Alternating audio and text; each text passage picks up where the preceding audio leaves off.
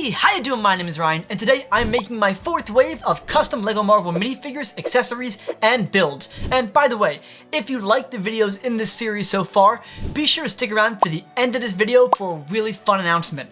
Alright, as per tradition, before I unveil my latest prints, here are the designs from the last video that received a version 2.0. Up first is the Ether, with a slightly wider border and brighter rock patterning on the black backdrop. These small changes in my mind make a big difference for visibility and coherence of design. Simple stuff, but it really works in my opinion. How about the next change, the first ever minifigure to receive an upgrade, Kang the Conqueror. This simplified torso took me a while to get right. In fact, I made multiple versions and did multiple print tests of this torso, but I came with this design with less patterning, larger black lines, and one solid bright purple highlight in the middle, and I think it turned out wonderfully.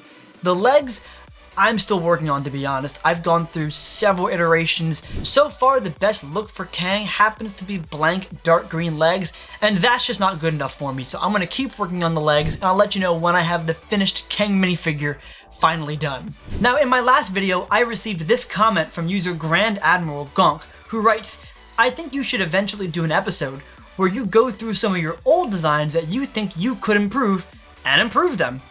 And the Gonk has a point here. In my first two videos, I was still using Photoshop, I was hand drawing all my designs with the brush tool, and certainly, if I were to apply my knowledge of design now, with my knowledge of Illustrator to those older designs, I certainly could make them much better. So in this video, I'm going to remake some of my earliest designs, including my first ever custom Marvel print, Star-Lord's Walkman.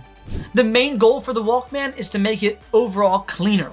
This includes cleaner shaping, cleaner separation of layers, and making it look more two-dimensional for the LEGO aesthetic. The shape tools and LEGO's actual color palette will do marvels here. And also, I'm removing the text on the Walkman and instead using white lines for representative text. I think that'll look much closer to LEGO's design. And after a few minutes, my remake of Star-Lord's Walkman is done, and I think it looks very good. Here's hoping it prints well onto a 2x1 blue tile. Next up in remakes is Captain Marvel's pager, the first ever design of mine to receive a version 3.0. And I'm really excited to remake this design in Illustrator, as it's going to be so much more crisp and precise with all the shape tools as opposed to me hand drawing all these shapes. But also, for the first time, I'm using a new site called thebrickgifthouse.com, and I'm printing Captain Marvel's pager on a 1x1 round tile in clear, as I think it'll look really cool on clear as opposed to black. But how about a design from video 2? The Sokovia Accords. Now, I'm taking notes from Coating here, and I'm adjusting the layout of the Accords closer to LEGO's design, even if it's not entirely accurate to the original prop. So I'm making the logo larger, I'm making the text Sokovia Accords on 2 lines as opposed to 1, and I'm using a lot less fake lines of text on the print overall. And again, while this layout might not look exactly accurate to the original prop, I think it'll look much better on a LEGO tile and feel more cohesive in the world of LEGO minifigures. And one more design I'm remaking from scratch is actually from video 3, Rogers the Musical. Now, a lot of you guys recommended I use a 2x3 tile for my original design to make the spacing and elements more accurate and cleaner. However, I came across a ticket stub for the Rogers the Musical experience at Disney's California Land Adventure, and I thought this horizontal layout would be perfect for a Rogers the Musical print that would be accurate to a ticket, but not necessarily need to be a playbill. So, using an official LEGO ticket print as reference, I'm drawing out these red shapes, adding in the numbers 0937 on each side of the ticket, as if you actually invert this number, it looks like the word LEGO, and adding in the Rogers the Musical logo in the center, and it fits wonderfully. And the fact that this design is horizontal means all the elements fit and there's not a lot of dead space. And that was my main problem with the original Rogers the Musical design. Now, aside from all these remakes, I do have some new designs as well. And up first is Look Out for the Little Guy, otherwise known as Scott Lang's book from Quantumania. First, I had to build a digital Scott Lang in Photoshop. I had to add all the elements like his face, his hair, his body, his arms, and I had to pose his arms and head to match the cover of the book, as this would be impossible to actually replicate with real LEGO minifigures. Then I imported that digital Scott into Illustrator and ended up retracing the figure for maximum quality and crispness of lines. And once Scott Lang was done, I added a micro Ant-Man on his shoulder, the book title and text as fake lines, and this book print is done and looks really fun in my opinion. I will be printing this design on a 1x2 red tile, and I think it'll be a wonderful accessory for any Scott Lang minifigure. Next up is the Westview property deed from WandaVision, a piece I've always wanted to make, and a custom print that I thought would have been the perfect accessory for the White Vision minifigure from the CMF Series 1. This design was mostly a geometric puzzle, deciding which accent lines make it to the final cut. First, I added the 3 houses, the street lines, and the extra text below the map. Then above the map, I'm using a fancier font to match the prop, but I think it'll read really well. Then of course the red heart in the center and signature at the bottom. Again, this design was all about reduction, removing enough elements to fit on a tile without losing the essence of the original prop, and I think this design achieves that balance. At least digitally, as we've seen before in the past, sometimes translating to the final print, you lose a couple things along the way. But how about the build for this video? Now, in previous episodes in my design series, I've made mostly characters like MODOK, Kevin, and Sandman. This time, I wanted to make a set, one of those minifigure accessory packs with a small build and a couple of minifigures that match a coherent theme. And with Loki Season 2 wrapped, I thought a TVA Loki minifigure accessory pack would be a wonderful thing to design. So for the build, I'm making a TVA desk with a clip for a pruning baton, a rotary telephone, a space for your TemPad print, and a computer with 2 custom prints, a keyboard, and the computer screen itself. The keyboard was rather easy, just importing an official LEGO keyboard as reference and adding a lot of orange keys on top to make sure all the spacing is consistent. For the computer, I wanted to add Miss Minutes on the screen, and she was more of a challenge, trying to keep her design recognizable without overloading it with details.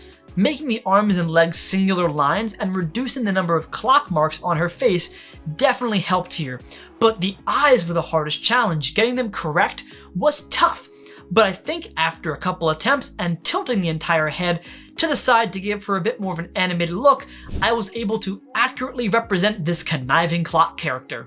Now, as for the 3 minifigures included in this TVA accessory pack, the first up is one a lot of people want, and that's Mobius.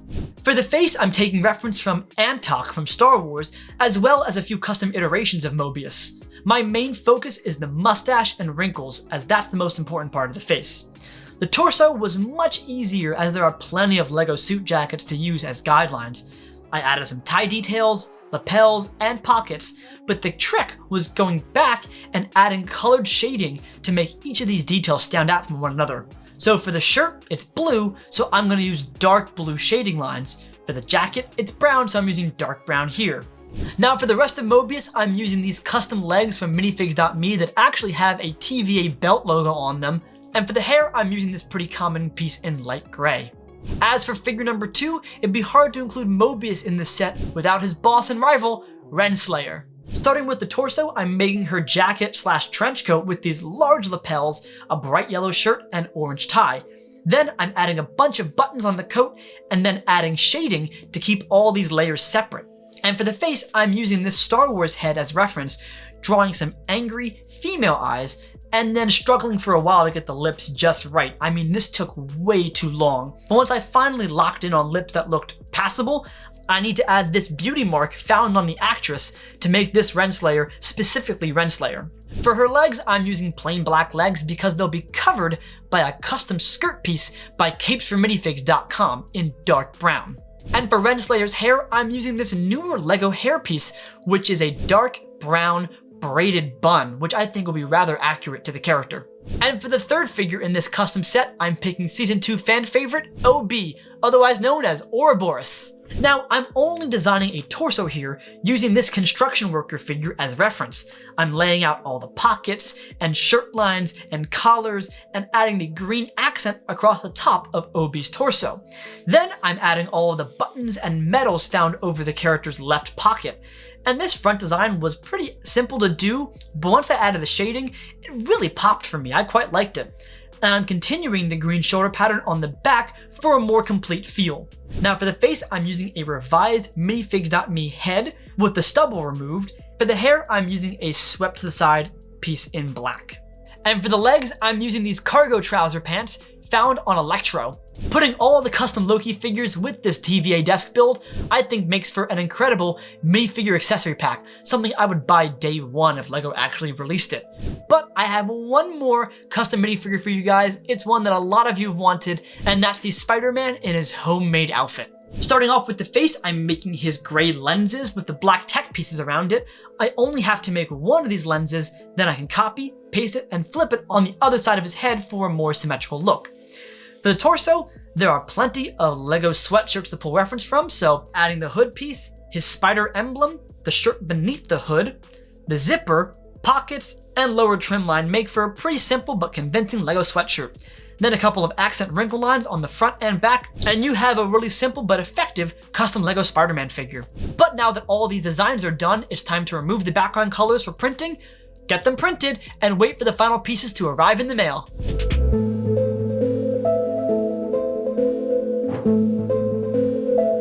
It's been a couple of weeks, but my fourth wave of custom Marvel prints have arrived in the mail, so let's see what they look like. Starting first with the Walkman, and I'm kind of feeling nostalgic over this print as I really love how this looks, and it's making me think back to when I first made my Star-Lord's Walkman design in Photoshop, thinking how good it looked, and well, this one is leaps and bounds above it. It's so much crisper and cleaner, and looks rather close to what a LEGO Star-Lord Walkman should be, which is funny because I'm pretty sure I said a similar thing in my first video, so it's kind of fun to see my design skills improve and change, but also my expectations for what my design should look like. Now, as for designer notes, I called upon the services of two really awesome Instagram users, Top LEGO Creator and LEGO Mega Artist. Both these guys make really wonderful custom designs on Instagram, so be sure to follow them if you haven't done so already. So guys, what do you think of the Walkman? I think the Walkman print is really well designed. This feels exactly like something that LEGO would make and still looks exactly like the iconic Walkman. I really like the way this Walkman turned out. Great balance of elements. Thank you, I really appreciate the positive feedback. I'm really glad with how this Walkman turned out too, and I think it fits right within LEGO's aesthetic, and that means it's time for me to take my Star-Lord minifigure, pull out my original Walkman design, put that in storage, and give him the revised print. But how about my next piece, Captain Marvel's pager? I quite like how this design looks on a clear tile. I think the colors pop a lot more.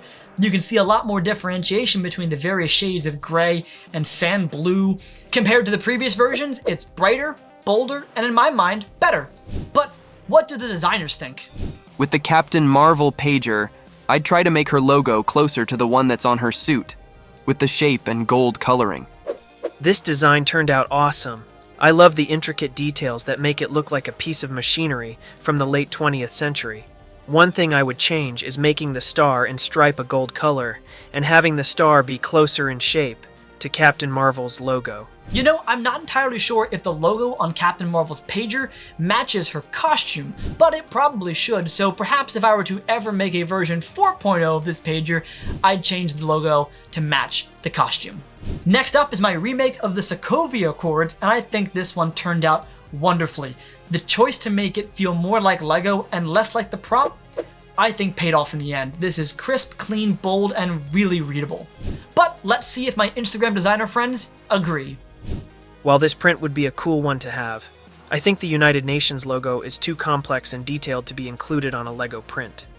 Perhaps this icon could have been simplified. The Sokovia Accords look nice, and I like the fake lines of text. On some of the other prints, the lines look a bit messy, but here, they're clean. That's a good point. I wonder if LEGO would be okay printing the actual UN logo on a piece, or should I have simplified it to make it like just a globe with a couple of accent lines on it? That's a good point. I didn't even think of that. Either way, I think my Sharon Carter minifigure deserves to have this new piece in her hands as opposed to the old one. Okay, one more remake left, and that's the Rogers the Musical ticket.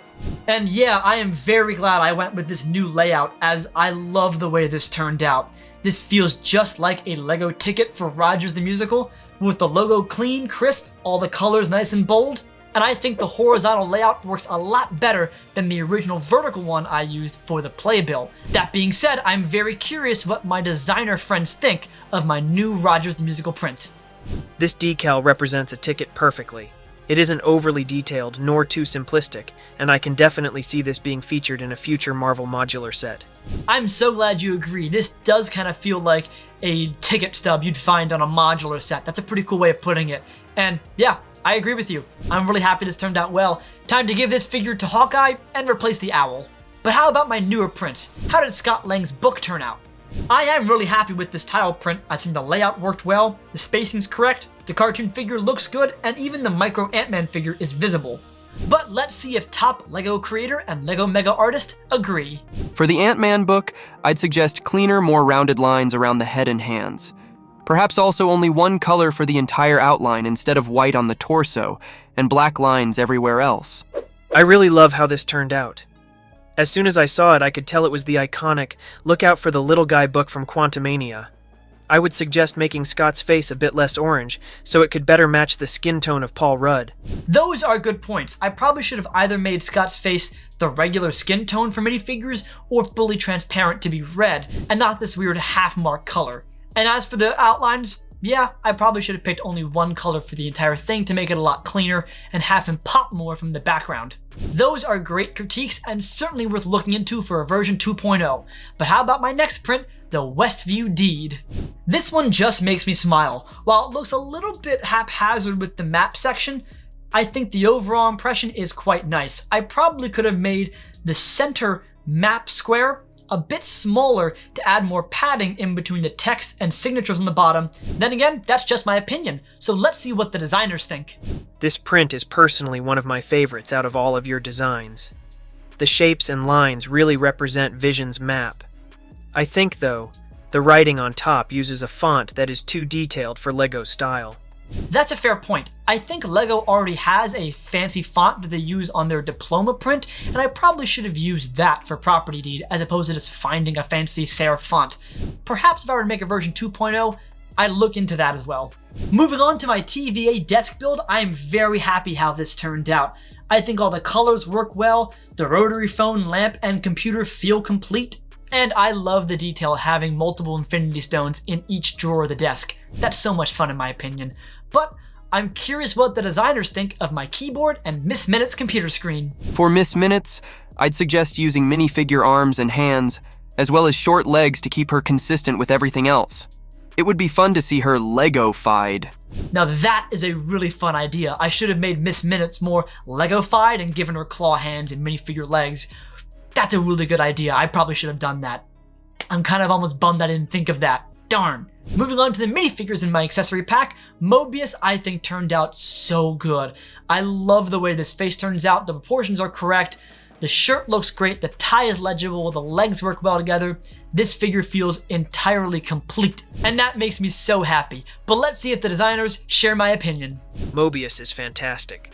The face looks just like Owen Wilson, although I think the mustache should be a bit more gray.